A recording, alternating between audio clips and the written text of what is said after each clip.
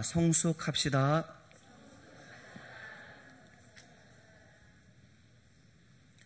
굉장히 오래간만에 뵙는 것 같아요. 그죠? 여러분, 한 청년이 있습니다. 그 청년은 몸무게가 46kg입니다.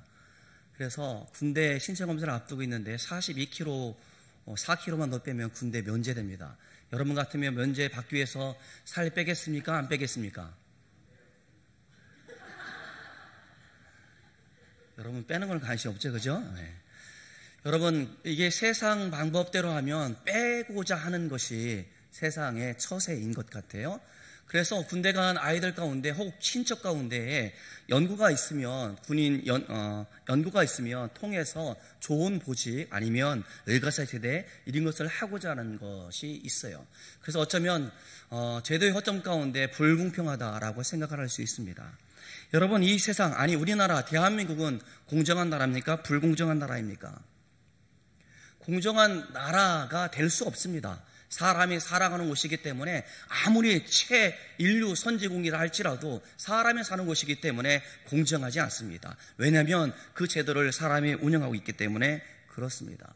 사람의 힘을 가지면 그 힘을 가지고 우리가 남용하고 싶은 것이 사람의 본능이란 말입니다. 그렇듯 세상은 어쩌면 불공평한 게 당연하게 보이는 세상 가운데 살아가고 있습니다.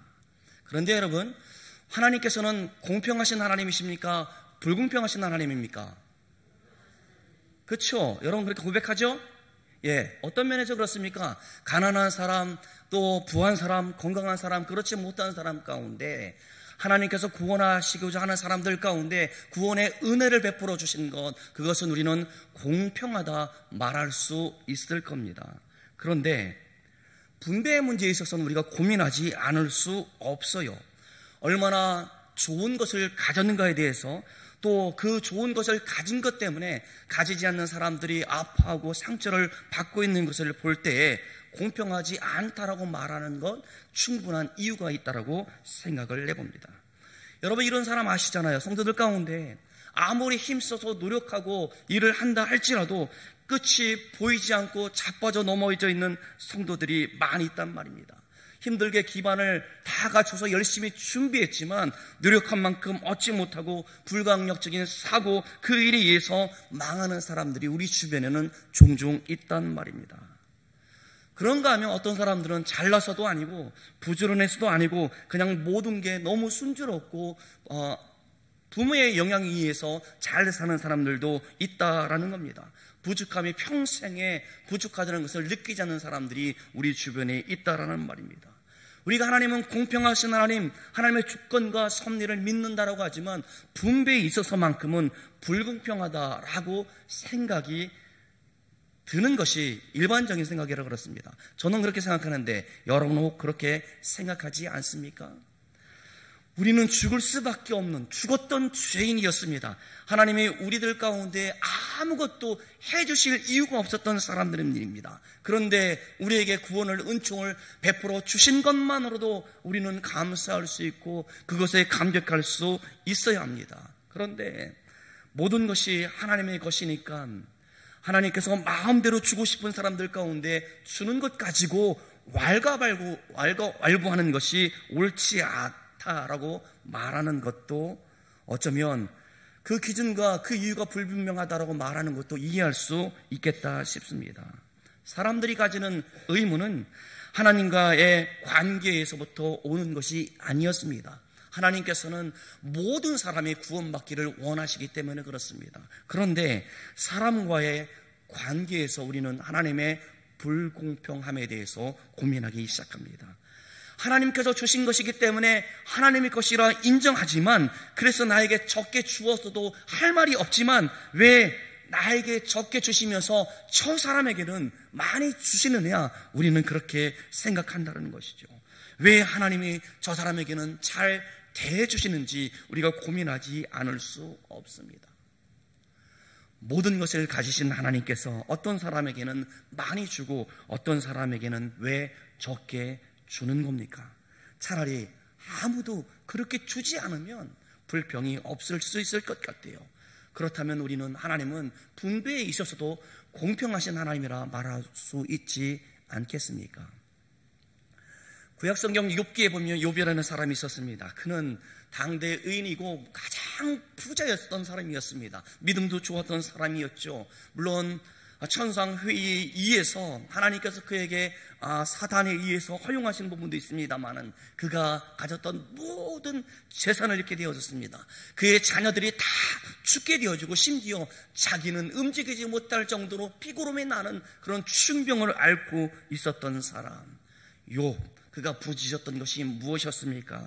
하나님 어찌하여 나에게 이런 일을 주십니까? 라는 것이 그의 초기에 하나님 앞에 부르짖음이었습니다. 그렇게 부르짖고 힘들어했을 때 욥의 세 친구들이 와서 하는 말이 무엇이었습니까? 내가 무엇이간데 하나님 앞에서 그런 불평을 하는 거야. 너는 죄인이고 너를 죽이신다 할지라도, 처음부터 고난을 주신다 할지라도 네가 무엇이간데 하나님 앞에서 불평할 수 있어. 내가 고난을 당하는 것은 내가 죄인이기 때문에 그렇게 당하는 것이 당연한 것 아니야? 라고 친구들이 그렇게 힐난하며 말하고 있습니다. 욥도 그 사실 앞에서 부인할 수 없었습니다. 하나님이 나를 치시면 나는 하나님 앞에 죄인이기 때문에 할 말이 없다, 그는 고백하고 있었습니다. 그런데 욥이 가졌던 한 가지 의문이 무엇이었습니까? 그런데 내 친구들, 너희들은 왜 지금 멀쩡한 거야? 하나님께서 공의로우신 분이라면 나를 치시고 나에게 아픔을 주었다고 한다면 너에게도 그런 아픔이 있어야 되는 것 아니야? 왜 나에게만 이런 어려움을 겪는 거야? 라고 그런 질문과 의문을 가졌던 사람이 바로 욥이었단 말입니다. 욥은 나에게 왜 이러한 고난을 주시냐고 그렇게 초기에 이야기했습니다마는 하나님이 주신 것을 다 가져가도 나는 할 말이 없다 말하고 빈손으로 왔으니 빈손으로 가는 것이 당연하다, 그렇게 말할 정도였습니다. 그런데 그가 못 견뎌 했던 것은 욥의 친구들이 말하는 말, 네가 죄가 많아서 지금 그렇게 고난을 당하는 거야. 그런데 결론이 무엇이었습니까? 하나님께서 욥에게 주신 대답이 무엇이었습니까? 그것은 매우 엄청난 것이었고 욥기의 주제였습니다. 의인도 고난을 당한다. 그 고난에 하나님의 선하신 계획과 뜻이 있다라는 것이 하나님의 대답이었습니다. 그것이 욥에게는 엄청난 위로가 되었습니다. 오늘 본문을 보면 누가복음 15장 1절에 보면 어떤 사람들이 나옵니까? 바리새인들과 서기관들이 나오고 있습니다.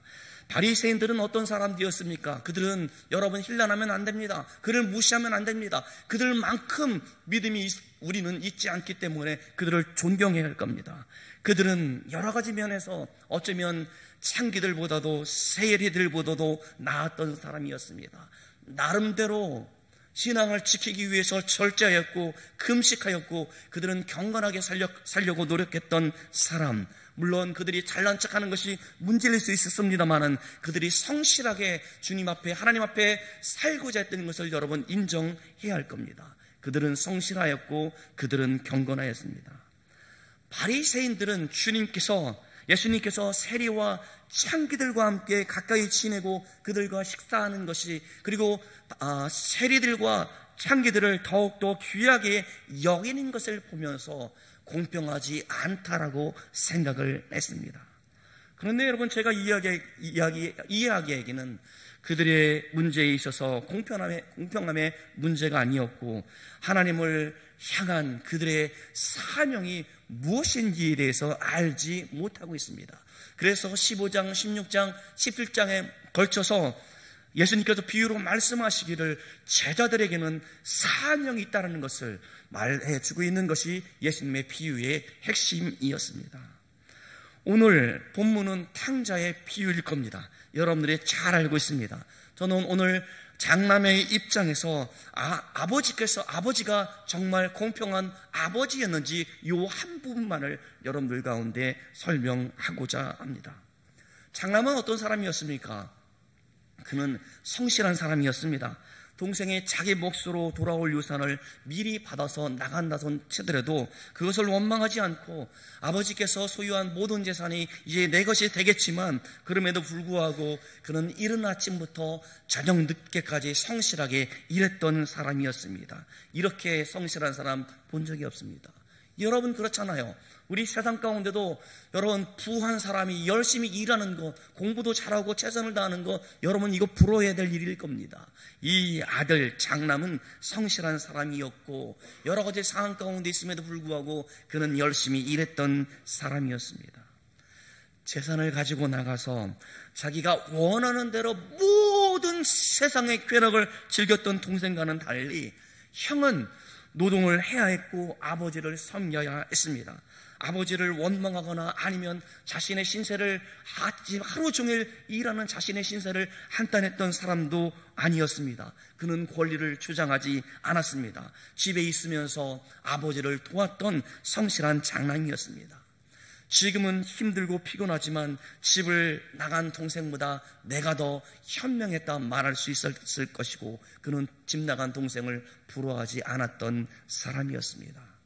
아버지께서 현명했나 그런 생각이 들지는 몰라도 아버지가 동생에게 유산을 주어서 내보내신 것에 대해서 불공평하다 생각하지 않았습니다. 그건 동생의 선택이었고 아버지의 판단이었기 때문에 그렇습니다.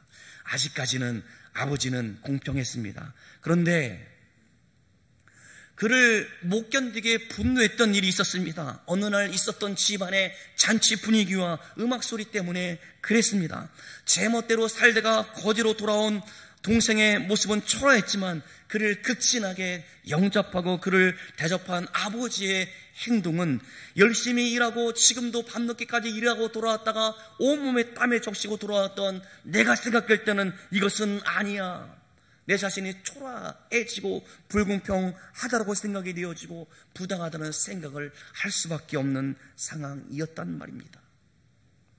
사랑하는 여러분, 여러분들은 이런 장남의 심정을 이해할 수 있습니까?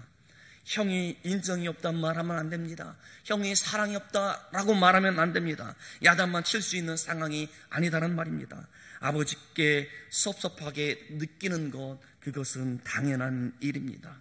동생이 권리를 요구해서 자기 몫의 재산을 받아갔다면 형에게도 똑같이 나누어 주는 것이 공평한 겁니다. 그런데 작은 아들은 자기의 것을 가지고 나가서 화랑방탕에 모든 것을 누리며 다 쓰고 돌아왔는데 그렇게 돌아온 동생에게 오히려 후대하고 있는 아버지의 모습을 보면서 자기는 푸대접을 받고 있다라고 장남은 그렇게 생각하고 있는 것, 이거 당연한 일입니다. 이 사실을 동생도 알고 있었습니다. 아버지의 아들로 내가 감당이 되지 않기 때문에 아버지의 사원으로 내가 가서 집에서 일을 하면서 먹을 수만 있다면 좋겠다라고 그는 그런 심정으로 돌아왔다라는 것이죠. 그 동생이 먹을 것이나 달라고 간청만 그냥 아버지가 들어줬어도 그는 못마땅하지만 참을 수 있었을 것입니다. 그런데 아버지의 행동은 열심히 살려고 노력하는 사람들의 열심을 위축시키는 일이었습니다. 일한 만큼 대가를 확실히 받을 수 있다는 확신의 의문을 던지게 하는 행동이었습니다. 이러면 누가 열심히 일할 수 있다라는 말입니까? 저는 이 장남의 불평이 어느 정도 정당화될 수 있다라고 생각합니다. 본문에서도 아버지가 큰 아들 내가 잘못됐다라고 책망하기보다는 어쩌면 큰 아들의 마음을 달래는 그런 모습이 나오고 있습니다. 아버지의 마음과 계약을 설득해 보려고 애를 쓰고 있는 모습이 보여지고 있습니다. 아버지에게는 큰 아들의 것을 빼앗을 마음이 전혀 없습니다. 저는 이 큰 아들의 문제는 바로 어떤 문제였는가? 성숙의 문제였다라고 생각을 합니다. 작은 아들이 집을 나간 후에 그게 누구의 것이냐는 권리를 주장하기보다 작은 아들이 집을 나간 후에 아버지의 모습을 보았다라고 한다면 그는 그렇게 행동해서는 안 되는 일이었습니다. 늦은 오후 시간, 저녁이 되면 시간이 날 때마다 집 문 밖에 나가서 작은 아들이 돌아올까 노심초사 기다리고 있는 아버지의 모습을 몇 번이나 목격했을 텐데 기쁜 일이 있어도 크게 기뻐하지 못하고 맛있는 것을 드셔도 잘 드시지 못하는 아버지의 모습을 몇 번이나 보았을 텐데 그럴수록 동생이 덜 수 없이 괘씸하고 아버지의 마음을 속상하게 하는 것 때문에 그 마음이 동생을 향한 마음이 괘씸했어도 아버지를 생각하면 동생이 돌아왔으면 좋겠다라고 생각하는 것이 인지상정 아니겠습니까? 어쩌면 나라도 나가서 동생을 찾아봐야 되지 않겠는가라는 그런 생각을 가져야 하는 것이 장남의 모습이었지 않겠습니까? 이 큰아들은 철없는 아이처럼 자기의 것을 가지고 아버지 앞에 지금 불평을 하고 있는 겁니다. 여러분이 땀 흘려 일해서 노력해서 얻은 재물, 명예, 그리고 그것을 누리는 것, 그것은 여러분들이 누리고 있는 모든 것은 잘못된 일이 아닐 겁니다. 여러분의 미래와 자녀들을 위한 것임을 여러분 주장하는 것은 당연한 일일 수 있습니다. 어리석고 게으르고 불성실하게 살아서 주어진 기회와 재능을 잃어버려서 힘들게 살아가고 있는 사람들, 그들과 함께 무엇을 나누는 것이 불공평하다고 생각하면 그것은 틀린 것이 아닐 수 있습니다. 자기가 못나서 그렇게 힘들게 살고 있고 가난하게 살고 있는 것을 왜 우리 보고 책임지라고 말하느냐라고 말한다면 그 말이 어쩌면 문제일 수 있습니다. 선진국일수록 복지 예산에 대해서 많이 투여하고 있는데 왜 내 것을 가지고 저 사람들을 돕느냐라고 말하고 있고, 우리가 보편적 복지에 대해서 말하고 있는 그런 아우성 소리도 어쩌면 정당할 수 있다라고 생각해 볼 수 있습니다. 하지만 오늘 본문은 문제의 핵심이 그것이 아니었습니다. 제일 먼저 권리를 말하려고 하는 것이 아니라 어쩌면 그 다음 단계로 나아가지 않는 성숙한 모습이 나타나고 있지 않는 바리새인과 서기관들을 책망하면서 그 제자들에게 어떠한 사명이 주어져 있는지 말씀해 주고 있기 때문에 그렇습니다. 바리새인들, 서기관들은 무엇을 말하고 있습니까? 나는 이 정도면 됐다라고 자신을 합리하고 있는 사람들이었다라는 말입니다.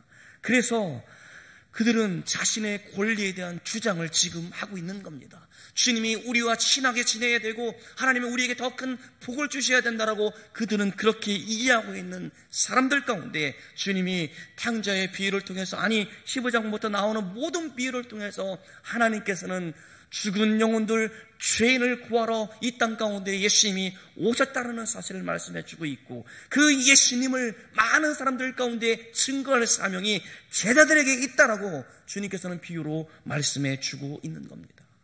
사랑하는 성도 여러분, 우리 하나님의 주권을 인정하고 하나님의 마음을 인정한다면 우리 자신에 대해서도 큰 아들의 마음을 갖는 것은 곤란하겠습니다.